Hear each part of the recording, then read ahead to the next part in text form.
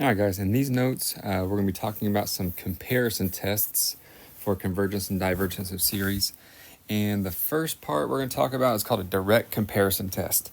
So the way it starts out, it says for the convergence test that we're used to, everything's got like a certain look, and it's been pretty simple. So for number one, this was a geometric series. I could rewrite it as 1 over 2 to the power of n. And I can realize, okay, the R number is less than 1, so that series converges. But if I add an n on top, no longer is it a geometric series, and I can't use those rules. That one little change messes it up. For number 2, for something easy like this, it's a p series with p is greater than 1, so that thing is going to converge. But if I just add a little 1 here, now we don't know. It's no longer a p series. I can't use those same rules. One more. This one, I could look at this and I would be able to integrate that. So the integral test for convergence would work. I would do u sub with n squared plus 3. So du would be equal to 2n dn, and there's my n right here, so I can integrate that. But if I make the numerator n cubed, no longer can I integrate and use the integral test for convergence, so I have to do something else. So that's what we're doing today. Our goal is to become or compare something that's real easy and that we know how to do, like a p series or a geometric series. And if I can compare the two series, then I can say something about the other one. So here's the direct comparison test. It says if the sequence a of n is less than or equal to the sequence b of n for every single term, we know some things. So a is the smaller sequence, so every term in the smaller sequence, and then the b of n is the bigger sequence. Every term in the b series is bigger than every term in the little series, a series. So if I know the bigger one, the series involving b of n, if that converges, then so does the smaller series. And the way I picture it, it's like this little airplane over here. Here's b of n. All the terms in b of n are bigger than the terms in a of n. So if I add up all those terms in b of n and it converges, then since a is smaller than that, it will converge also. And then we know the other way too. If we converge and we know the smaller series is always smaller than the bigger series, and if that thing diverges, then so will the series involving b of n. So the smaller one like pushes it out, makes it diverge. So the smaller one diverges, then so does the bigger one. If the bigger one converges, then so does the smaller one. All right, so let's look at two examples for this, and then we'll do a different comparison test. So it's looking at this. If I had the series of just 1 over 3 to the power of n, I know this is a converging geometric series because r is equal to 1/3. So it's a geometric series that converges. And if I'm trying to write out like explanations, this would be it. I would write out what this is. It's geometric series and it converges because r is 1/3. Then I need to compare the two. So I need to make sure that one, whatever that one does, if that one converges, if that's the bigger one, then so will the smaller one. So I'm going to look at term by term. I get 1 over 2 plus 3 to the n, just 1 over 3 to the n. If I start plugging in numbers, so I plug in 1, I get 1 over 5. Plug in 2, I get 1 over 11. Plug in 3, I get 1 over 29.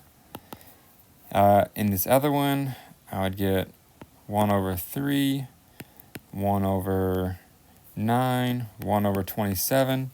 And if I'm looking at this, 1/2 is bigger than 1/3 because the bottom is smaller, right? So in all of this one, all those terms are bigger than all the terms in this one. So this would be like my a of n, and then this would be like my b of n. All the terms in the b of n sequence are bigger, and that thing converges.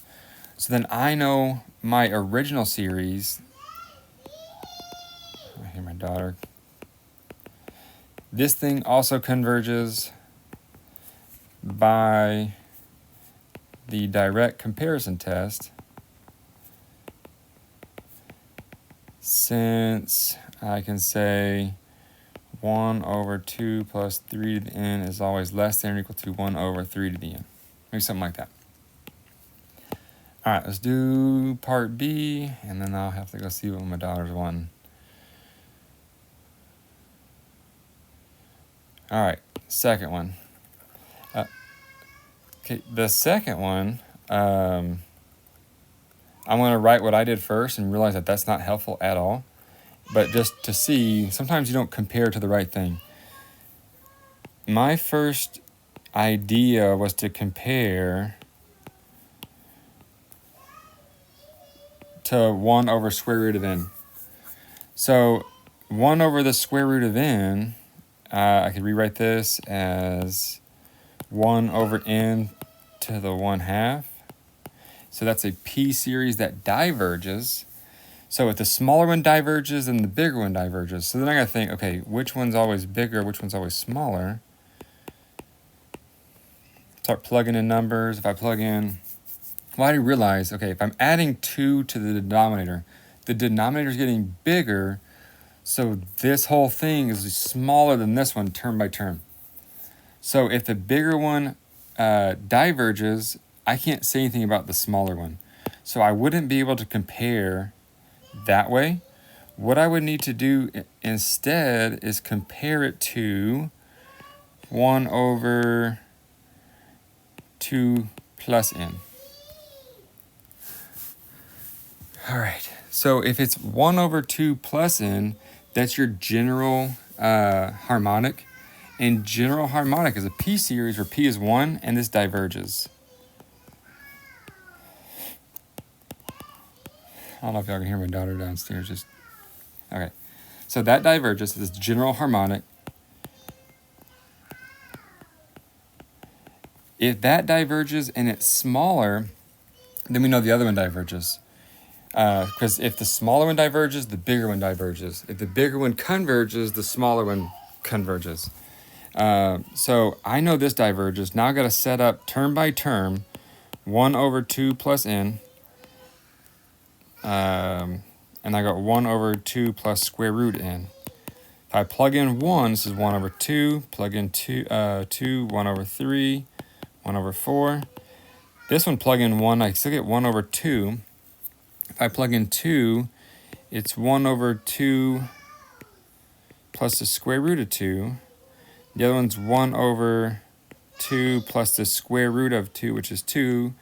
Square root of 3.